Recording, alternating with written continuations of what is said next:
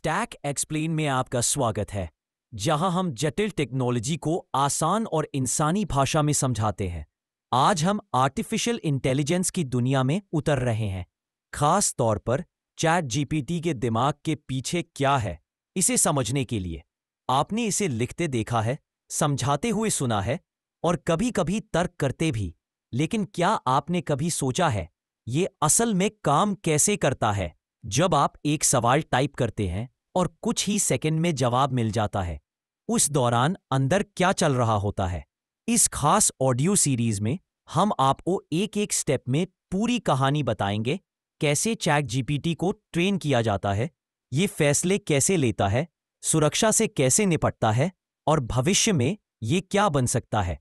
चाहे आप एक जिज्ञासु छात्र हों, एक प्रोफेशनल या बस कोई ऐसा इंसान जो एआई के साथ बने रहना चाहता है, ये सफर आपके लिए है। न कोई टेक्निकल भाषा, न कोई दिखावा, सिर्फ साफ साफ समझाया गया ज्ञान। मुझे खुशी है कि आप यहाँ हैं। ये है स्टैक एक्सप्लेन्ड और ये है चैट जीपीटी कैसे काम करता है। चलिए शुरू करते हैं। चलिए मैं आपको एक कहानी के जरिए समझाता हूँ। एक छात्र की कल्पना कीजिए, सिर्फ कोई भी छात्र नहीं, बल्कि पूरे स्कूल का सबसे होशियार छात्र। इस छात्र ने स्कूल की लाइब्रेरी की लगभग हर किताब पढ़ ली है। सिर्फ टेक्स्ट बुक ही नहीं, बल्कि उपन्यास, news articles, encyclopedia, blog posts, Reddit forums और यहाँ तक कि ट्वीट्स भी। लेकिन यहाँ दिलचस्प बात यह है, ये छात्र जवाबों को रटता नहीं है। इसके बजाय इसने भाषा में पैटर्न्स को पहचानना सीख लिया है। तो जब आप इससे कोई सवाल पूछते, तो ये रटा रटाया जवाब नहीं देता। ये सोचने की कोशिश करता है कि जो कुछ भी इसने पढ़ा है, उसके आधार पर एक बहुत ही समझदार इंसान इस सवाल का क्या जवाब दे सकता है। ये छात्र ही चैट जीपीटी है। चैट जीपीटी एक मशीन लर्निंग मॉडल है, जिसे लैंग्वेज मॉडल कहा जाता है, और थोड़ा और खास कहे तो ये जीपीटी नाम के परिवार का हिस्सा है। जीपीटी का मतलब है जेनरेटिव प्री ट्रेन्ड ट्रांसफॉर्मर। चलिए अब इसे आसान भाषा में समझते हैं। जेनरेटिव का मतलब है कि ये चीजें बना सकता है, जैसे जवाब, कहानियां या कोड। प्री ट्रेन्ड का मतलब है कि इसे पहले से ही बहुत सारा डेटा पढ़ाकर सिखाया गया है, इससे पहले कि आप इसका इस्तेमाल करें। ट्रांसफॉर्मर उस खास तकनीक को कहते हैं जो इस मॉडल को चलाती है। ये एक तरह का न्यूरल नेटवर्क है जो किसी वाक्य या पैराग्राफ में शब्दों के बीच के संबंधों को समझता है।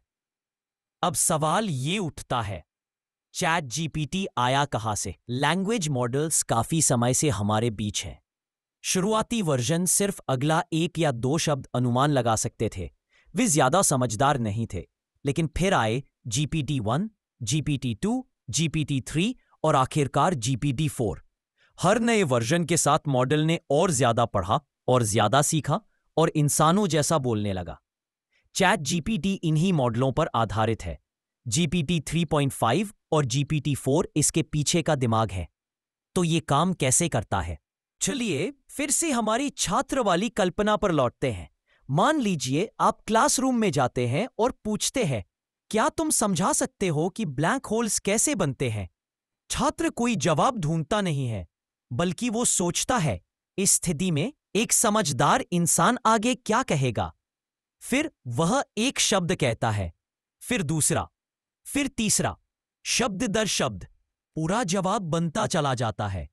यही तरीका चैट जीपीटी का भी है। ये इंसान की तरह सोचता नहीं है, ये इंटरनेट पर कुछ ढूंढता भी नहीं है। ये बस एक वाक्य में अगला शब्द क्या होना चाहिए, इसका अनुमान लगाता है, उस पैटर्न के आधार पर जो इसने ट्रेनिंग के दौरान देखे हैं। इसे कहते हैं नेक्स्ट टोकन प्रेडिक्शन। टोकन का मतलब होता है एक छोटा सा टेक्स्ट का टुकड़ा। ये एक पूरा शब्द हो सकता है, शब्द का कोई हिस्सा, या सिर्फ एक विराम चिन्ह भी। उदाहरण के लिए अगर मैं कहूं the cat sat on the, तो मॉडल अगला शब्द मैट अनुमान लगा सकता है, क्योंकि उसने ये पैटर्न पहले कई बार देखा है। अब सोचिए, जब यह ताकत अरबों शब्दों और वाक्यों पर लागू होती है, तो आपको एक बहुत ही होशियार मशीन। लेकिन ये समझदार बनता कैसे है? वहीं पर आता है पैरामीटर्स का रोल। आप पैरामीटर्स को उस मशीन के दिमाग में लगे छोटे छोटे डायल की तरह समझ सकते हैं। हर डायल मॉडल को बेहतर अनुमान लगाने में मदद करता है। ट्रेनिंग के दौरान मॉडल इन डायल्स को बार बार एडजस्ट करता है जब तक कि ये अगला शब्द सही सही अंदाजा लगाने में माहिर ना हो जाए। जितने ज्यादा पैरामीटर्स होते हैं, मॉडल की समझ उतनी ही गहरी और बारीक होती है। GPT-2 में लगभग 1.1 अरब पैरामीटर्स थे, GPT-3 में करीब 175 अरब, GPT-4 इससे भी बड़ा है। हालांकि इसका सही नंबर अब तक सार्वजनिक नहीं किया गया है। अब बात करते हैं ट्रेनिंग की, यानी ये छात्र शुरू में इतना होशियार बना कैसे। मॉडल को ट्रेन किया गया था ढेर सारे टेक्स्ट पढ़ाकर, जैसे किताबें, लेख, वेबसाइट्स और बहुत कुछ। इस प्रक्रिया को कहा जाता है प्री ट्रेनिंग। ट्रेनिंग के दौरान इसका एक ही काम था, किसी भी वाक्य में अगला शब्द क्या होगा इसका अनुमान लगाना। समय के साथ इसने भाषा की बनावट, दुनिया से जुड़े तथ्यों और अलग अलग लेखन शैलियों को समझना सीख लिया। लेकिन यहाँ एक समस्या है, सिर्फ बहुत कुछ पढ़ लेने से कोई इंसान मददगार, विनम्र या तथ्यात्मक रूप से सही नहीं बन जाता। इसीलिए ट्रेनिंग का एक दूसरा चरण भी होता है जिसे फाइन ट्यूनिंग कहते हैं। फाइन ट्यूनिंग छात्र को कोचिंग देने जैसा है। इसमें मॉडल को अच्छे उदाहरण दिखाए जाते हैं कि कैसे जवाब देना चाहिए, और जब मॉडल गलती करता है तो उसे सही किया जाता है। इससे मॉडल ज्यादा मददगार और इंसानों की उम्मीदों के करीब हो जाता है। फिर आता है ट्रेनिंग का एक और भी उन्नत रूप, जिसे कहते हैं reinforcement learning from human feedback.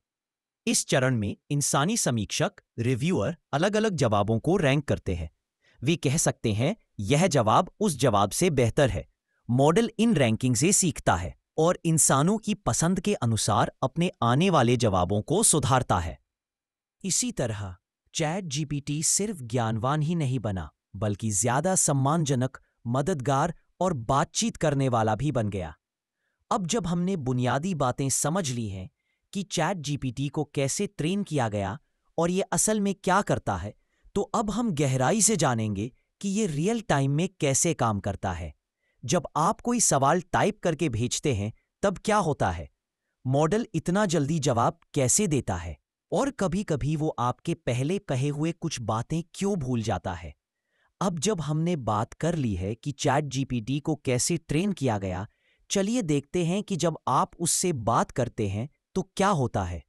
आप एक मैसेज टाइप करते हैं और भेजते हैं, कुछ सेकंड में ये जवाब देता है, अक्सर पूरा वाक्य, कभी-कभी कोण, कविता या विस्तार से समझाता हुआ।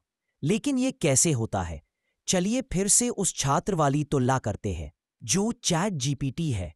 आपने अभी इसी होशियार छात्र से एक सवाल पूछा, लेकिन याद रखें ये छात्र जवाब रटता नहीं है, ये बस अगले शब्द का अंदाजा लगाता है उस हर चीज के आधार पर जो उसने पढ़ी है और जो आपने अभी तक कहा है। इस प्रक्रिया को कहते हैं इन्फ्रेंस, यानी तुरंत जवाब सोच निकालना। इन्फ्रेंस वो प्रक्रिया है जब मॉडल असली समय में जवाब बनाता है। ये वैसा ही है जैसे ट्रेनिंग पूरी होने के बाद सोचने की प्रक्रिया होती है। तो इन्फ्रेंस कैसे काम करता है? सबसे पहले ये समझना जरूरी है कि चैट जीपीटी आपका सवाल सिर्फ एक वाक्य के रूप में नहीं देखता, बल्कि इसे वो टोकन्स की एक श्रृंखला के रूप में देखता है। टोकन मतलब टेक्स्ट का एक छोटा टुकड़ा। ये एक पूरा शब्द हो सकता है, शब्द का कोई हिस्सा हो सकता है, या एक विराम चिन्ह भी हो सकता है। उदाहरण के लिए शब्द अम्ब्रेला एक ही टोकन हो सकता है, लेकिन एक लंबा शब्द जैसे इंटरनेशनलाइजेशन कई टोकन्स में टूट सकता है। वैसे छोटे और सामान्य शब्द जैसे ए या इज अक्सर सिर्फ एक टोकन होते हैं। जब आप कोई प्रॉम्प्ट भेजते हैं तो चैट जीपीटी आपकी इनपुट को इन टोकन्स में बदल देता है। फिर ये एक एक टोकन का अनुमान लगाना शुरू करता है। मान लीजिए आप पूछते हैं what is the capital of France. ये सवाल टोकन्स में टूट जाता है। मॉडल उन टोकन्स को देखकर सबसे संभावित अगला टोकन अनुमान लगाता है। इस मामले में यह शब्द पेरिस अनुमानित कर सकता है, लेकिन यही नहीं रुकता। यह आगे बढ़ सकता है और कह सकता है the capital of France is Paris. Her bar model वही बुनियादी तरीका अपनाता है, अगला टोकन अनुमान लगाओ, फिर उसके बाद वाला, और ऐसे आगे बढ़ता रहता है। अब आप सोच रहे होंगे, मॉडल बातचीत में कितनी दूर तक पिछली बात याद रख सकता है? यहीं आता है कॉन्टेक्स्ट विंडो का विचार। कॉन्टेक्स्ट विंडो मॉडल की शॉर्ट टर्म मेमोरी की तरह होती है। यह बताती है कि जवाब देते वक्त मॉडल एक बार में कितने टोकन्स को ध्यान में रख सकता है। पुराने वर्जन जैसे GPT-3 में यह लगभग 2048 टोकन्स थी। GPE 3.5 ने इसे बढ़ाकर 4000 टोकन्स कर दिया और GPT-4 इससे भी ज्यादा संभाल सकता है।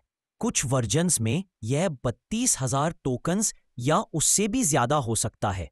इसे एक नजरिए से समझते हैं। एक टोकन लगभग 4 अंग्रेजी अक्षरों के बराबर होता है। तो अगर आप 4000 टोकन्स इस्तेमाल कर रहे हैं तो ये लगभग 3000 शब्द होते हैं, लगभग 6 से 8 पेज की लिखावट के बराबर। इसका मतलब है कि चैट जीपीटी बातचीत का एक अच्छा खासा हिस्सा याद रख सकता है, लेकिन इसकी भी एक सीमा होती है।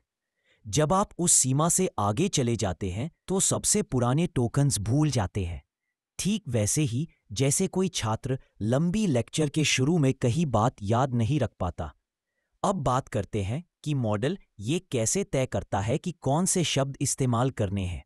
याद रखें, मॉडल केवल अनुमान नहीं लगाता, ये प्रोबेबिलिटी डिस्ट्रीब्यूशन नाम की एक चीज का इस्तेमाल करता है। हर कदम पर मॉडल सभी संभावित अगले टोकन्स को देखता है और हर एक को एक संभावना प्रोबेबिलिटी देता है। उदाहरण के लिए, जब मॉडल के पास वाक्य द स्काई इज हो तो वह कह सकता है कि ब्लू शब्द के चुनने की संभावना 90% है, क्लाउडी की संभावना 5% हो सकती है और डिलिशियस की संभावना 0.1% हो सकती है। फिर एक तकनीक जिसे सैंपलिंग कहते हैं, उसके आधार पर मॉडल इन टोकन्स में से किसी एक को चुनता है, अक्सर सबसे संभावित टोकन, लेकिन हमेशा नहीं। यह रैंडमनेस मॉडल को ज्यादा क्रिएटिव और कम रोबोटिक बनाती है। लेकिन अगर आप इस रैंडमनेस को कम कर दें, जिसे टेम्परेचर सेटिंग कहते हैं, तो मॉडल ज्यादा प्रिडिक्टेबल और फोकस्ड हो जाता है। अगर टेम्परेचर को 0 पर सेट करें तो ये हमेशा सबसे संभावित शब्द चुनता है, और अगर टेम्परेचर बढ़ाएं तो मॉडल ज्यादा विविध और कभी-कभी अजीब भी हो जाता है। इसी वजह से एक ही सवाल के अलग-अलग जवाब मिल सकते हैं। यह इस बात पर निर्भर करता है कि इन्फ्रेंस के दौरान सैंपलिंग और टेम्परेचर कैसे सेट होते हैं। एक और महत्वपूर्ण बात है, चैट जीपीटी वास्तव में इंसानों की तरह मतलब या अर्थ को समझता नहीं है। यह केवल पैटर्न पहचानकर काम करता है। इसके पास कोई भावना। इसी वजह से कभी-कभी यह हलूसिनेट करता है। एआई में इस शब्द का मतलब होता है जब मॉडल बिना किसी आधार के कुछ बना ठाना बात कहता है, जैसे कोई नकली किताब का नाम गढ़ना या कोई गलत लेकिन बहुत विश्वसनीय लगने वाला जवाब देना। यह झूठ नहीं बोल रहा होता, बस इसे बेहतर पता नहीं होता। यह सिर्फ अनुमान लगा रहा होता है, और उसका अनुमान सही लग सकता है क्योंकि उसने जो पैटर्न देखे हैं उनके आधार पर वह ऐसा लगता है। फिर भी इन सारी सीमाओं के बावजूद चैट जीपीटी निबंध लिख सकता है, कोड सुधार सकता है, ईमेल लिख सकता है, गणित समझा सकता है, भाषाओं का अनुवाद कर सकता है और यहां तक कि ऐतिहासिक व्यक्ति की भूमिका भी निभा सकता है। यह सब इसलिए संभव है क्योंकि उसने भाषा की संभावनाओं को सीखा है, एक लगभग अविश्वसनीय स्तर पर। तो संक्षेप में, जब आप कोई सवाल पूछते हैं तो चैट जीपीटी आपके शब्दों को टोकन्स में बदल देता है। ये टोकन्स इस्तेमाल करके यह एक एक करके अगले टोकन का अनुमान लगाता है। यह कई संभावित अगले शब्दों पर विचार करता है और संभावनाओं के आधार पर चुनता है। यह एक समय में केवल सीमित संख्या में टोकन्स को ध्यान में रख सकता है। इसे कहते हैं कॉन्टेक्स्ट विंडो। और यह सच नहीं जानता, यह सिर्फ पैटर्न जानता है। सीधे शब्दों में कहें तो यह उस तरह से नहीं सोचता जैसा इंसान सोचता है, लेकिन फिर भी यह बेहद उपयोगी है। जैसे एक सुपर छात्र जो कभी नहीं सोता, कभी थकता नहीं और हमेशा कुछ न कुछ कहने को तैयार रहता है।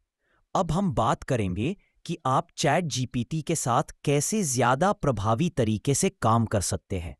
किस तरह के सवाल सबसे अच्छे काम करते हैं, क्यों कुछ प्रॉम्प्ट्स शानदार जवाब देते हैं और कुछ बेकार हो जाते हैं, और आप एक यूजर के तौर पर इससे बेहतर नतीजे कैसे पा सकते हैं। अब तक हम जानते हैं कि चैट जीपीटी एक प्रिडिक्शन मशीन है। यह इंसान की तरह सोचता या तर्क नहीं करता, लेकिन पैटर्न के आधार पर टेक्स्ट बनाने में बेहद। तो सबसे बड़ा सवाल यह है, आप उससे कैसे बात करें ताकि आपको बेहतर, ज्यादा सही और ज्यादा उपयोगी जवाब मिले। यही आती है प्रॉम्प्टिंग की कला। प्रॉम्प्ट बस वह इनपुट होता है जो आप चैट जीपीटी को देते हैं। यह एक सवाल हो सकता है, एक आदेश हो सकता है, एक वाक्य हो सकता है, या एक लंबा पैराग्राफ भी हो सकता है। लेकिन जिस तरह से आप अपना प्रॉम्प्ट लिखते हैं, उससे जवाब की गुणवत्ता पर बड़ा असर पड़ता है। आइए फिर से हमारे छात्र के उदाहरण पर चलते हैं। कल्पना करें कि आप क्लासरूम में हैं और इस होनहार छात्र से मदद मांगना चाहते हैं।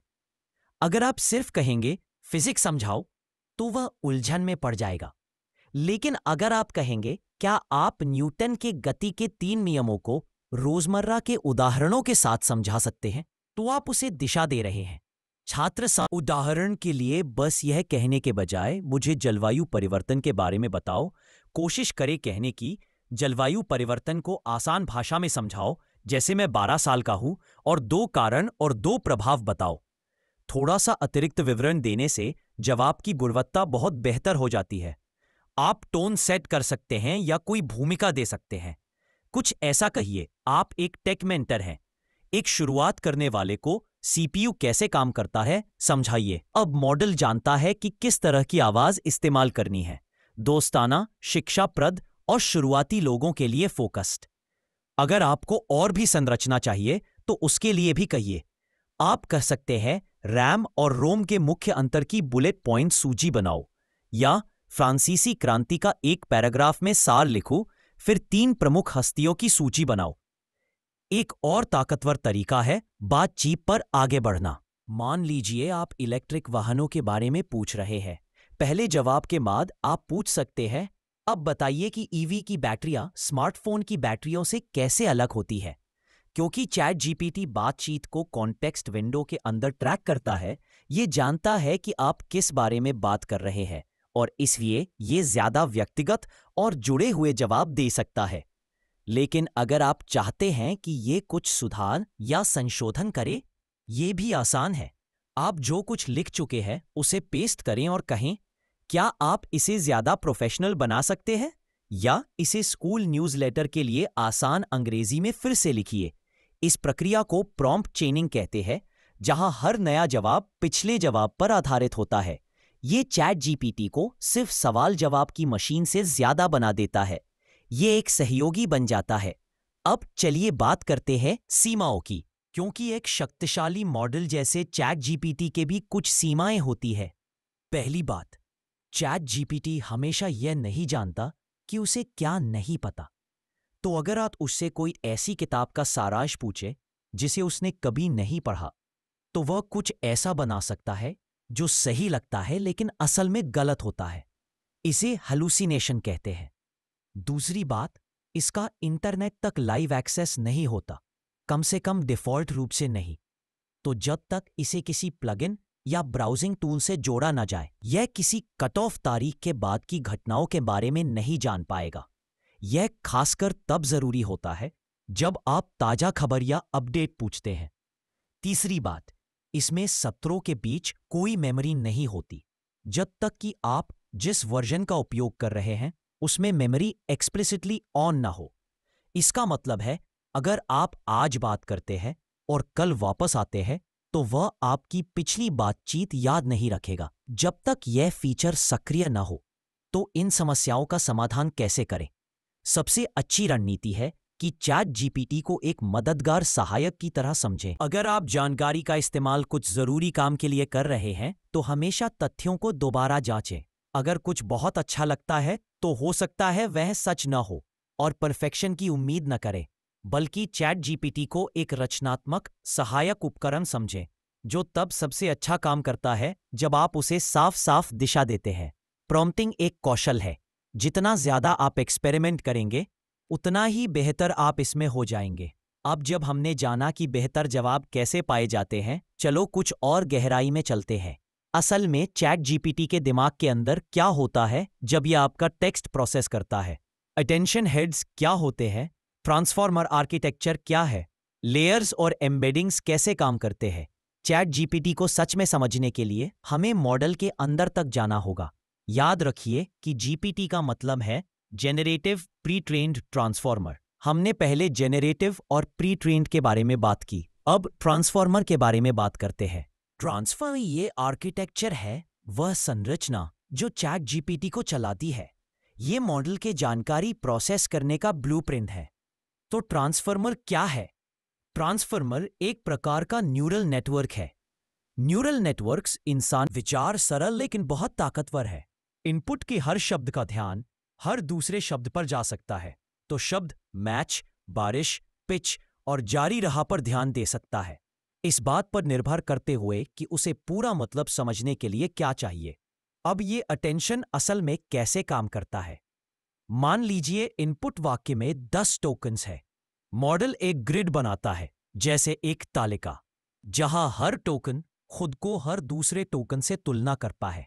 इन प्रत्येक तुलना का एक स्कोर निकलता है, जो मॉडल को बताता है कि एक शब्द को दूसरे शब्द पर कितना ध्यान देना चाहिए। ये स्कोर उस टोकन के अंतिम प्रतिनिधित्व को बनाने के दौरान अन्य शब्दों की महत्वपूर्णता को तौलने के लिए इस्तेमाल होते हैं। यही चीज ट्रांसफॉर्मर्स को उनकी जबरदस्त ताकत देती है, पूरे वाक्यों, पैराग्राफों और यहां तक कि पन्नों के टेक्स्ट के बीच जटिल संबंधों को मॉडल करने की क्षमता। और ये काम केवल एक लेयर से नहीं होता, बहुत सारे लेयर्स होते हैं जो एक दूसरे के ऊपर स्टैक्ड होते रहे, अक्सर दर्जनों या सैकड़ों। हर लेयर अपने से पहले वाले लेयर के आउटपुट को प्रोसेस करता है, धीरे धीरे और ज्यादा एब्स्ट्रैक्ट और इंटेलिजेंट प्रतिनिधित्व बनाते हुए। सबसे निचले लेयर में मॉडल बेसिक ग्रामर को पहचान सकता है, मध्य के लेयर में यह वाक्य संरचना को समझ सकता है, ऊंचे लेयर में यह अर्थ, व्यंग या इरादा पहचान सकता है।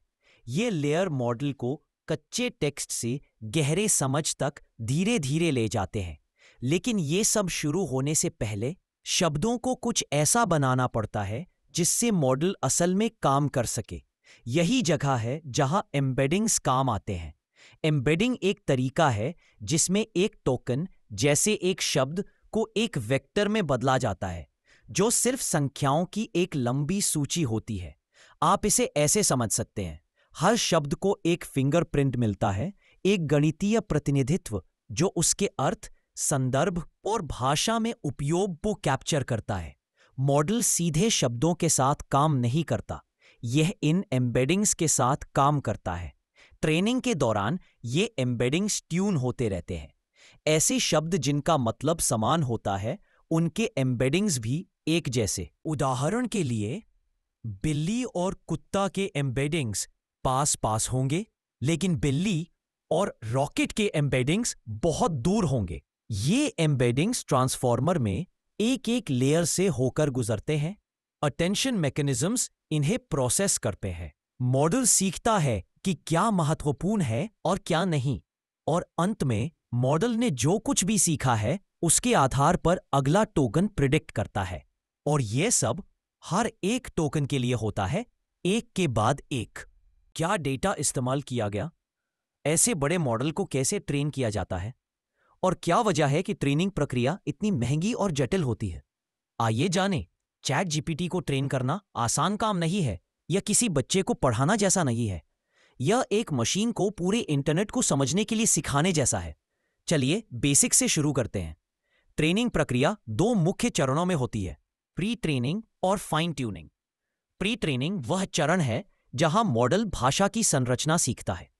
यह बहुत बड़ी मात्रा में टेक्स्ट का उपयोग करके किया जाता है, किताबें, वेबसाइट्स, लेख, कोड और भी बहुत कुछ, अरबों अरबों शब्द।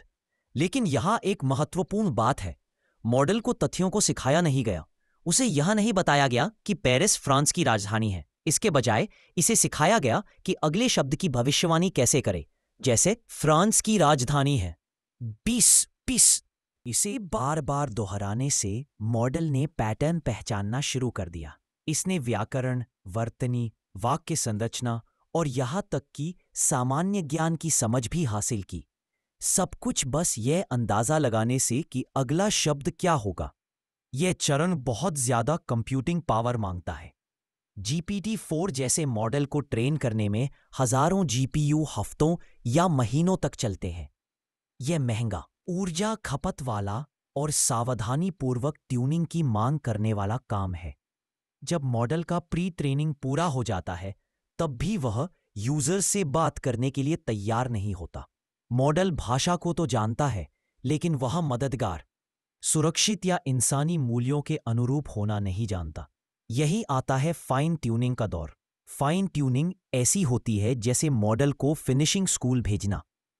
इसे ध्यान से चुने गए उदाहरणों पर प्रशिक्षित किया जाता है, जहां इनपुट के साथ अच्छे जवाब जोड़े जाते हैं।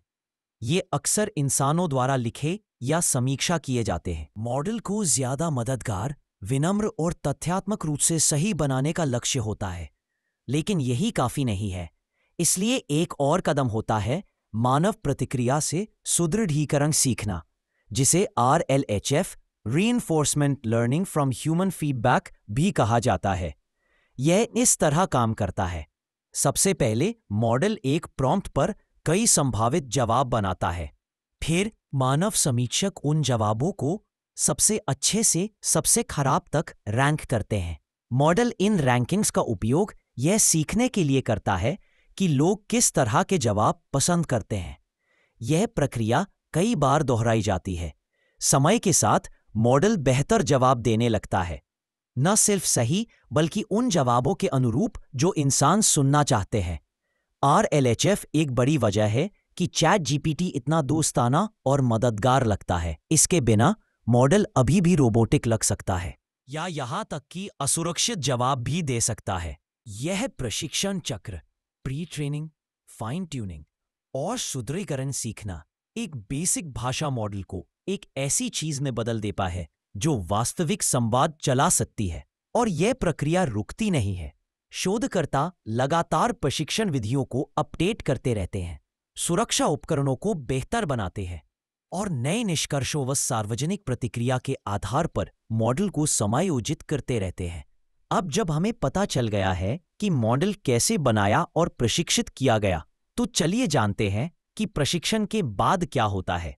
सुरक्षा प्रणाली, फिल्टर और गार्ड रेल जो मॉडल के व्यवहार को नियंत्रित रखते हैं, इसी को हम अगली बार एक्सप्लोर करेंगे।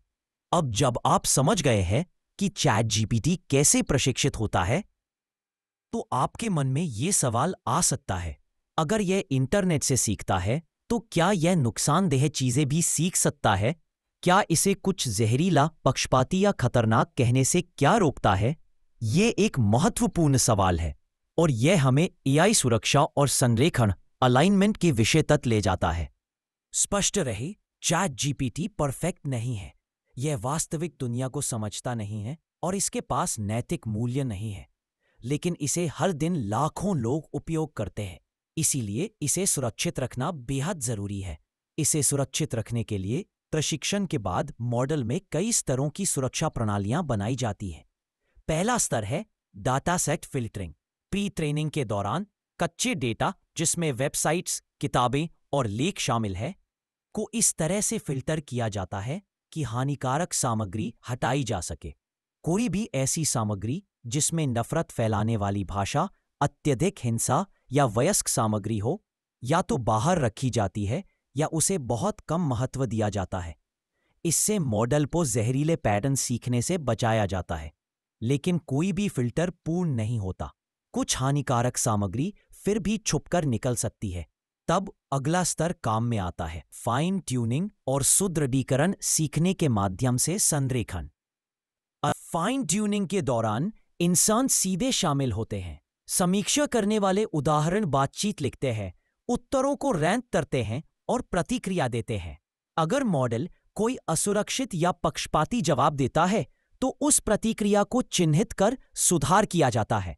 यह कदम मॉडल को सिर्फ क्या कहना है, बल्कि इसे कैसे कहना है, मददगार और सम्मानजनक तरीके से सिखाने के लिए बहुत महत्वपूर्ण है। इसके बाद आता है मॉडरेशन लेयर, वह रियल टाइम फिल्टर जो तब सक्रिय होता है जब आप चैट GPT से बातचीत करते हैं। यह फिल्टर मॉडल के अंदर नहीं रहता, यह एक बाहरी सिस्टम है जो आपकी इनपुट और मॉडल के आउटपुट को चेक करता है इससे पहले कि वह आपको दिखाया जाए।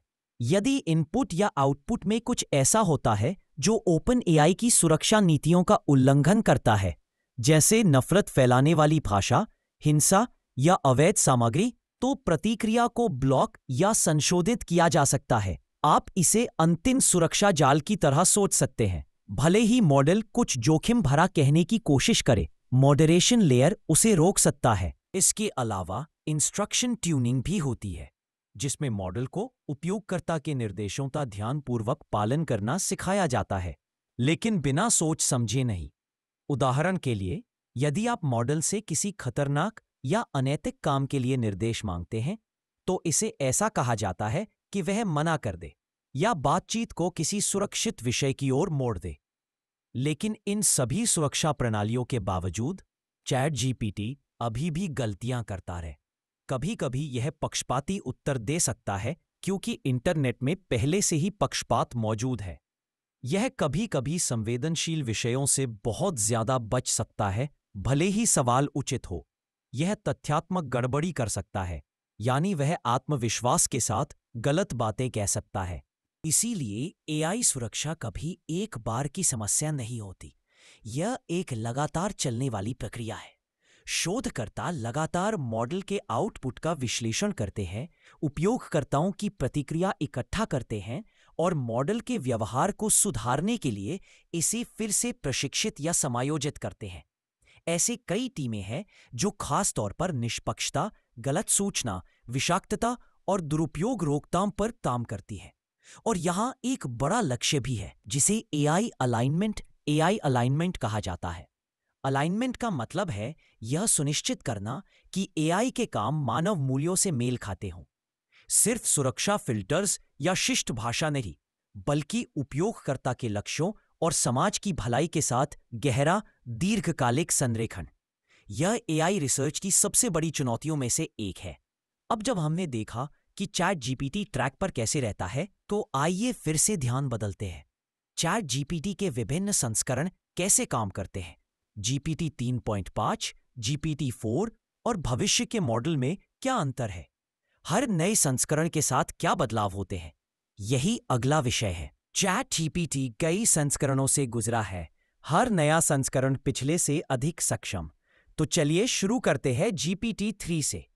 जीपीटी 3 पहला व्यापक रूप से जाना माना संस्करण था। इसमें 175 अरब पैरामीटर थे। पैरामीटर वो छोटे छोटे समायोज्य वजन होते हैं जिन्हें ट्रेनिंग के दौरान ठीक किया जाता है।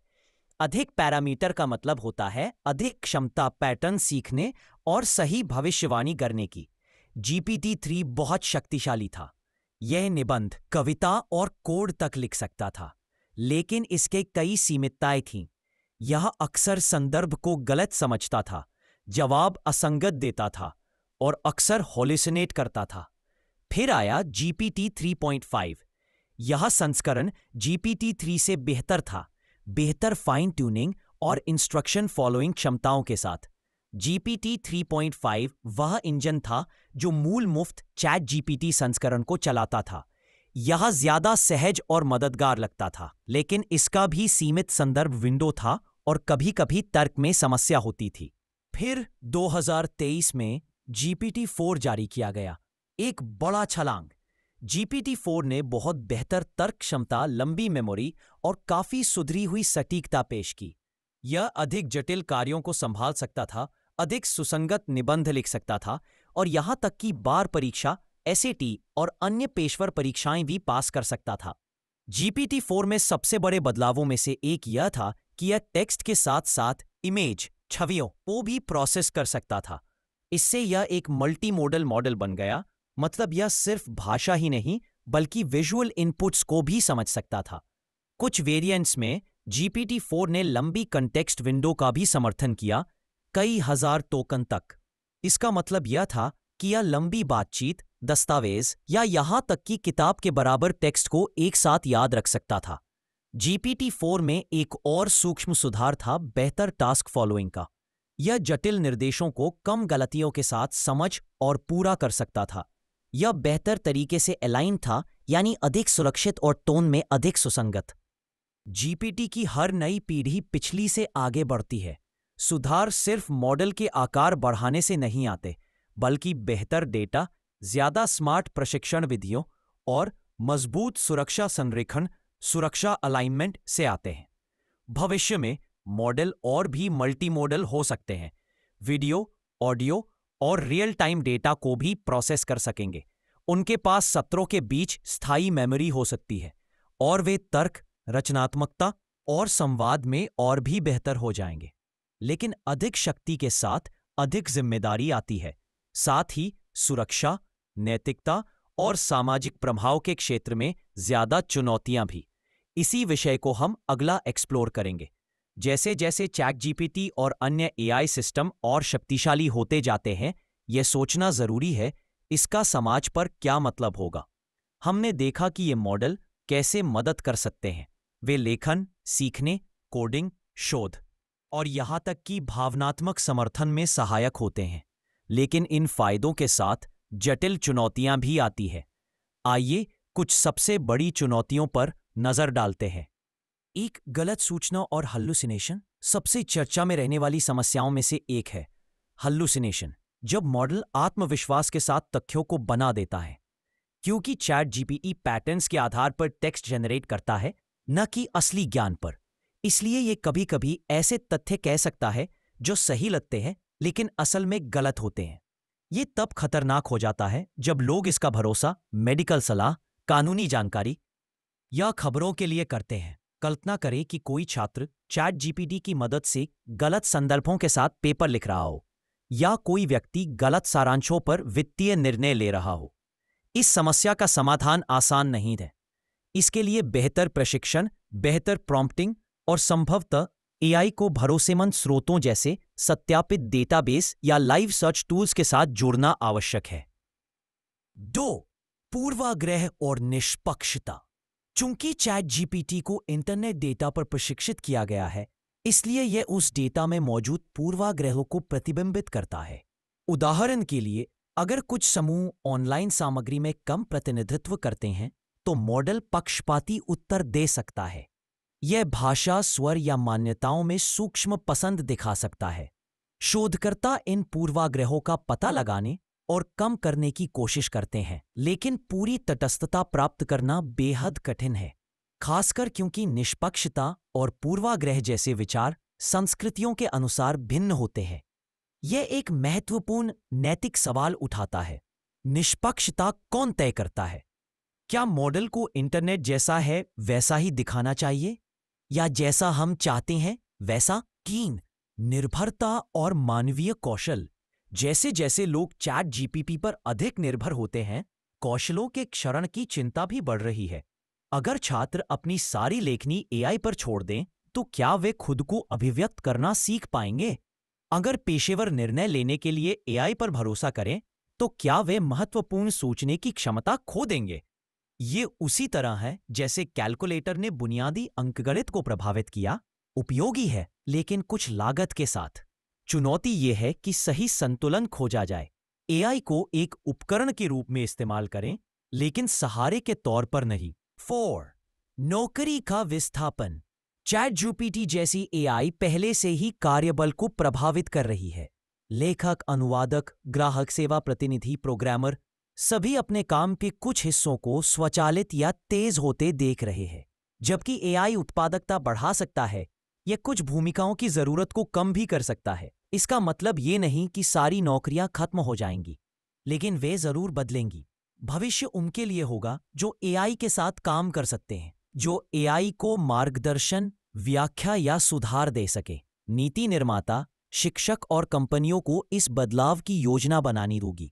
पुनः प्रशिक्षण, समर्थन और नए रोजगार के रास्ते प्रदान करने होंगे।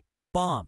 डीप फेक्स और दुरुपयोग। जैसे जैसे एआई न केवल टेक्स्ट बल्कि इमेज, ऑडियो और वीडियो बनाने में बेहतर होता जा रहा है, वैसे वैसे हमें नए खतरे भी देखने को मिल रहे हैं, जैसे डीप फेक्स। अगर कोई चैट जीपीटी जैसे टूल्स का इस्तेमाल कर किसी सार्वजनिक व्यक्ति की नकल करे या नकली खबरों के वीडियो बनाए जो बिल्कुल असली लगे, ऐसे टूल्स धोखाधड़ी, प्रचार या उत्पीड़न के लिए गलत तरीके से इस्तेमाल हो सकते हैं। इसलिए कंपनियां सुरक्षा उपाय, वाटरमार्किंग टूल्स और पहचान प्रणालियां बनाती हैं। लेकिन तकनीक तेजी से बढ़ती है और गलत करने वाले भी जल्दी अनुकूलित हो जाते हैं। इसलिए सार्वजनिक शिक्षा और डिजिटल साक्षरता पहले से कहीं ज्यादा महत्वपूर्ण हो गई है। मॉडल्स पर नियंत्रण कौन करता है? एक और चिंता है केंद्रीकृत नियंत्रण की। अभी केवल कुछ कंपनियों के पास GPT-4 जैसे मॉडल बनाने के संसाधन हैं। इससे जवाबदेही के सवाल उठते हैं। कौन तय करता है कि मॉडल क्या कह सकता है या नहीं? कौन इसके प्रशिक्षण डेटा का ऑडिट करता है? इसका वित्तीय लाभ किसे होता है? कुछ लोग मानते हैं कि AI को खुला और विकेंद्रीकृत होना चाहिए, जबकि कुछ का मानना है कि नुकसान रोकने के लिए कड़ा नियंत्रण जरूरी है। इसका कोई आसान जवाब नहीं है, लेकिन यह एक ऐसी चर्चा है जो सभी को प्रभावित करती है, सिर्फ डेवलपर्स को नहीं। ये नैतिक और सामाजिक सवाल मामूली नहीं है। ये AI के उपयोग और विकास के केंद्र में है। अब जैसे जैसे हम अपनी यात्रा के अंत के करीब पहुंच रहे हैं, आइए हम जो कुछ भी सीखा है उस पर विचार करें और देखें कि भविष्य में चीजें कहाँ जा सकती हैं। हमने जाना कि ChatGPT क्या है, यह कैसे काम करता है, इसे कैसे प्रशिक्षित किया जाता है, इसकी सीमाएं क्या है और इसका समाज पर क्या प्रभाव है। अब आइए आगे की तरफ देखें। आगामी समय में क्या आने वाला है और हम इसके लिए कैसे तैयार हो सकते हैं। यहाँ 5 बड़े दिशा निर्देश हैं जो भविष्य को आकार दे सकते हैं। 1. अधिक प्रकार की सूचनाएं, मोर मोडालिटीज। भविष्य के ChatGPT संस्करण सिर्फ टेक्स्ट और इमेज ही नहीं समझेंगे, वे वीडियो, ऑडियो और यहां तक कि स्पर्श, टच भी। 200 दीर्घकालिक स्मृति, लॉन्ग टर्म मेमोरी। अभी ChatGPT की स्मृति सीमित होती है। यह एक सत्र सेशन के दौरान बातें याद रख सकता है, लेकिन जब चैट खत्म हो जाती है तो सब कुछ भूल जाता है, जब तक कि मेमोरी फीचर चालू ना हो। यह स्थिति बदल रही है। स्थायी स्मृति मेमोरी मॉडल को आपके पसंद, आपके प्रोजेक्ट्स, आपकी अंदाज को समय के साथ याद रखने की अनुमति देगी। यह एक असली सहायक या यहां तक कि एक डिजिटल साथी की तरह हो सकता है। यह गोपनीयता, प्राइवेसी से जुड़े सवाल भी उठाता है और इसके लिए ऐसे समाधान चाहिए होंगे जो उपयोगकर्ताओं को नियंत्रण में रखें। 3. बेहतर तर्क और समझ, बेटर रीजनिंग एंड अंडरस्टैंडिंग। आज के मॉडल लिख सकते हैं, कोड कर सकते हैं और सवालों के जवाब दे सकते हैं, लेकिन वे अभी भी जटिल तर्क या कई कदमों वाली सोच, मल्टी स्टेप रीजनिंग में संघर्ष करते हैं। भविष्य के मॉडल इस क्षेत्र में सुधार करेंगे। GPT की भाषा कौशल को अधिक प्रतीकात्मक तर्क, सिंबॉलिक रीजनिंग, गणितीय सोच और सामान्य समझ, कॉमन सेंस के साथ मिलाकर। बाप न सिर्फ क्या वाले सवाल पूछ पाएंगे, बल्कि क्यों और कैसे वाले सवाल भी, और आपको गहरे, सुव्यवस्थित जवाब मिलेंगे। 4. विचय प्रणालियां। कल्पना कीजिए ऐसा ChatGPT जो आपकी शैली के अनुसार ढल जाए, ऐसा जो आपके जैसे ही ईमेल लिखे या आपकी समझ के स्तर पर चीजें समझाए, चाहे आप शुरुआत कर रहे हों या एक्सपर्ट हों। विचय प्रणालियां AI को और अधिक सहायक और मानवीय बनाएगा, लेकिन इसे फिर भी सुरक्षा और पारदर्शिता के साथ डिजाइन किया जाना चाहिए। उपयोगकर्ताओं को यह पता होना चाहिए कि AI उनके बारे में क्या जानता है और वे इसे बदल या हटा भी सके। 5. सहयोग, प्रतिस्थापन नहीं। Collaboration, not replacement. सबसे महत्वपूर्ण भविष्य ऐसा नहीं है जहां AI मनुष्यों की जगह ले, बल्कि ऐसा है जहां AI हमारे साथ मिलकर काम करे। लेखक AI के साथ मिलकर लिखेंगे, शिक्षक इसे सीखने को विचय प्रणाली दान के लिए उपयोग करेंगे, डॉक्टर तेजी से डेटा विश्लेषण करने के लिए इसका इस्तेमाल करेंगे, प्रोग्रामर एक ऐसे सहायक के साथ बग ठीक करेंगे जो कभी नहीं सोता। हम AI को सिर्फ एक उपकरण के रूप में देखने से आगे बढ़कर उसे एक टीममेट के रूप में देखेंगे, लेकिन इसकी नींव विश्वास पर टिकी होनी चाहिए। और यह तब आता है जब हम समझते हैं कि सिस्टम कैसे काम करता है, इसकी सीमाएं क्या है और इसका उद्देश्य क्या है। यही इस यात्रा का मकसद रहा है।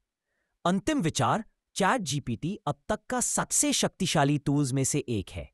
यह सोचता नहीं है, यह महसूस नहीं करता, लेकिन यह मानव भाषा के पैटर्न को अद्भुत गहराई और सूक्ष्मता के साथ सीख सकता है। यह जादू नहीं है, यह गणित है जो बेहद बड़े पैमाने पर गुणा किया गया है। हमने देखा कि यह कैसे टेक्स्ट की भविष्यवाणी करता है, कैसे इसे प्रशिक्षित किया जाता है, यह प्रॉम्प्ट्स को कैसे संभालता है, यह कैसे तर्क करता है या कभी-कभी नहीं करता, यह कैसे सुरक्षित रहता है और यह आगे दुनिया को कैसे आकार दे सकता है। जितना अधिक आप इसे समझेंगे, उतना ही बेहतर आप इसका उपयोग कर पाएंगे, जिम्मेदारी से, रचनात्मकता से और प्रभावी ढंग से।